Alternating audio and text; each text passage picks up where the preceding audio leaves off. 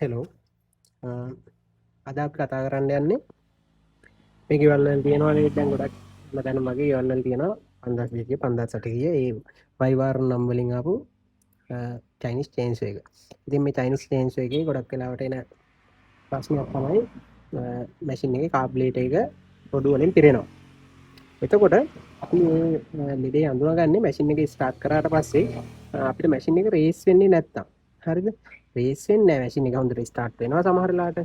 එතකොට රේස් වුණත් එකපාරම මේ දැන් අර හරි විදියට අපිට හුරු විදියට මැෂින් එක රේස් වෙන්නේ නැතුව එකපාරම නතර වෙනවා. ආයෙ ස්ටාර්ට් කරනවා ස්ටාර්ට් කරනවා ඒ වුණා රේස් වෙන්නේ නැහැ නතර වෙනවා අදින්නේ නැහැ. ඒ කියන්නේ රේස් වෙන්නේ නැහැ. ඒ වගේ දේවල් තමයි මේක අපිට බලා ගන්න පුළුවන් දෝෂ විදියට අපි දකින්නේ. හරිද? එතකොට දැන් ඒකට අපි ඉස්සෙල්ලම බලන්න ඕනේ අපේ මැෂින් එකේ තියෙන ෆිල්ටර් එක හොඳයිද කියන එක තමයි ඉස්සෙල්ලම බලන්නේ. ඔයාලට මේ ෆිල්ටර් එක මාරු ෆිල්ටර් එක කියන්නේ දන්නේ නැති කට්ටියට කියන්නේ ෆිල්ටර් එක කියන්නේ පෙට්‍රල් ටැංක් එක ඇතුලේ කාබ්ලේටරේට තෙල් එන්නේ මේ බටන් එකේ කාබ්ලේටරේට තෙල් එන්නේ. එතකොට අන්නේ බටේ ඇතුලේ තියෙන එක තමයි ෆිල්ටර් එක කියන්නේ. මේ ටැංක් එක ඇතුලේ තමයි ෆිල්ටර් එක තියෙන්නේ. මේ විදිහට ඔයාලට හම්බෙන ටූල් කිට් එකේ හම්බෙන ඇලන්කිය. ඒ ඇලන්කියම යොදාගෙන මෙහෙම මේක පහසුවෙන් ගන්න පුළුවන් එළියට. හරිද? එහෙම එළියට ගත්තා. මෙතනින් මේක ඩිස්පැච් කරලා එළියට ගත්තා. ඒ එළියට අරගෙන ඉවරලා මම එළියට ගත්තේ එකක් තියෙනවා දැන් මං ගාව. මෙන්න මේ ෆිල්ටර් එක. මේ ෆිල්ටර් එක බැලුමටම ගොඩක් කළු පාටට හුරු වෙලා. එතකොට අපි අල්ලලා බලනකොට මේක ගොඩක් ගොරෝසුයි නා. හරිද? අපිට මේක හිතන්න පුළුවන් අනිවාර්යයෙන්ම බ්ලොක් වෙලා කියලා. දැන් ගොඩක් වෙලාවට අපි කරන්නේ ඒ කියන්නේ අපි අපේ කට්ටිය පුරුදු වෙලා ඉන්නේ මේ ෆිල්ටර් එක කටෙන් මේ හරියට කට තියලා පිඹිනවා. පිඹිනකොට පිඹෙන්නේ නැත්තම් මෙයා බ්ලොක් කියලා අපි අයින් කරන එක තමයි කරන්නේ. හරිද? හැබැයි ඇත්තටම මේ වගේ දේවල් පුරුදු වෙන්න හොඳ නෑ අපි. මොකද මේ මේවා ගොඩක් විස බීජ තියෙනවා. ඉතින් ඒ විස බීජ ශරීරගත වෙන්න පුළුවන්. ඒකයි ඒක හොඳ නෑ කියන්නේ. ඉතින් මේ කම්ප්‍රෙෂර් එකක් තියලා කම්ප්‍රෙෂර් එකක් තියෙන කෙනෙක් නම් මෙතනින් පොඩ්ඩක් උලන් පොඩ්ඩක් ගහලා බලන්න. යවලා බලන්න පුළුවන් මෙයාගෙන් එළියට උලන් එන්නේ නැත්තම් ඉතින් අර විදිහට කටෙන් පිඹල බලනකොට පිඹෙන්නේ නැත්තම් ඉතින් මෙයා බ්ලොක්. එතකොට අපිට ඉස්සෙල්ලම කරලා බලන්න පුළුවන් අර රේස් වෙන්නේ නැති එකට ඔන්න ඔන්න ෆිල්ටර් එකක් අලුතෙන් යොදලා අපිට ආයෙ ස්ටාර්ට් කරලා බලන්න පුළුවන්. අර වෙලාවට කාබ්ලේටර් එක ඇතුළට රොඩු ඇදලා නැත්තම් ඔයාලට මැෂින් එක ස්ටාර්ට් වෙලා ආයෙත් ඔයාලා වැඩ කරපු විදිහට වැඩ කරන්න පටන් ගන්නවා. එහෙම නැත්තම් දැන් හදිස්සියට ඒකත් බ්ලොක් වෙලත් තිබුණා. ඒකත් දැම්මා ආයෙ ඔයාලා අලුතෙන්කුත් දැම්මා. ඒත් සමහර වෙලාවට ඒක බ්ලොක් නැති වෙලත් අර ඕකෙම තියෙන්න පුළුවන්. එතකොට ඔයාලා ඉස්සෙල්ලම් බලන්න ඕනේ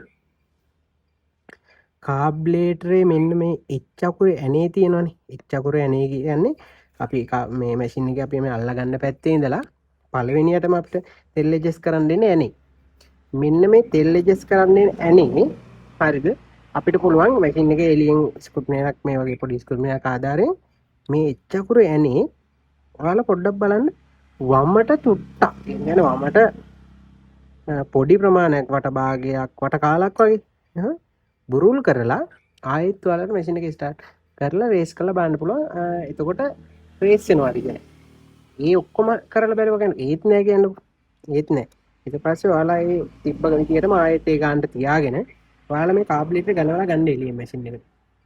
හරිද? මේ එළියට අරගෙන මැෂින් එක එළියට ගත්තට පස්සේ මේක තමයි මැෂින් එක තෙල් ලයින් එක එන බටේ. ටැංක් එකේ ඉඳලා තෙල් එන්නේ මේ බටෙන්.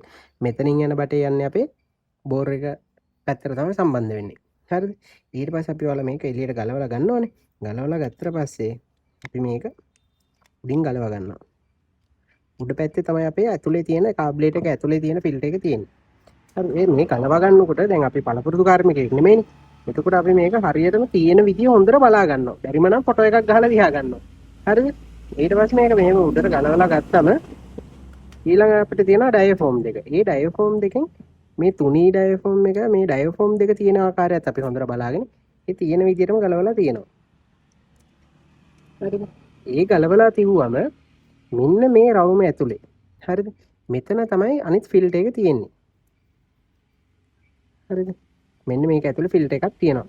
පොඩි පෙනීර දැලක් වගේ චූටි හිදක් තියෙන දැලක් තියෙන්නේ. පේනවද හරියට? ඔය තියෙන්නේ. ඔන්න ඔය දැල තමයි දැන් අපි සුද්ධ කරගන්න ඕනේ. අනිවාර්යයෙන්ම අපි ගලවලා බලනකොට එහෙම අර දෝෂය තියෙනවා නම් මෙතන ගොඩක් ලී කුඩු රැඳිලා තියෙනවා. හරිද? ලී කුඩු රැඳිලා තියෙන දැක්කම අපි පොඩි මේ වගේ ස්කූප් නේනකින් ටුක්ටක් මේව අයින් කරගන්න ඕනේ ඉස්සෙල්ලා. උඩ තියෙන ටික අයින් කරලා ඔයාලට පුළුවන් පොඩි ඇල්පෙනිත්තක් වගේ වකරේ පොඩි උලක් තියෙන දෙයකින් මෙයාව මෙහෙම උඩට ගන්න. හරිද? මේ දැල උඩට ගත්තට පස්සේ මේ දැලට හරිද? අපි ගාව කම්ප්‍රෙසර් එකක් තියෙනවා නම් අපිට ඔය කම්ප්‍රෙසර් එකේ කම්ප්‍රෙසර් එකට දැලේ යට පැත්තෙන් හොඳට හුලං අල්ලන්න පුළුවන්. හරිද?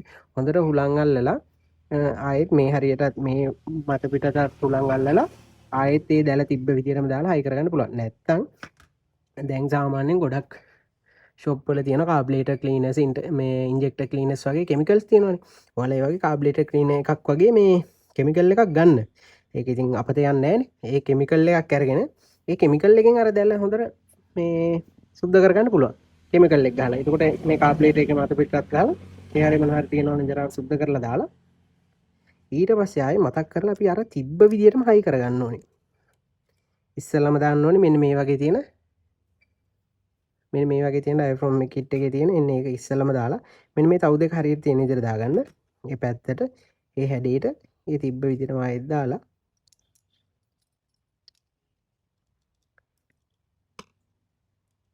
මේ විදිහට හයි කරගන්න.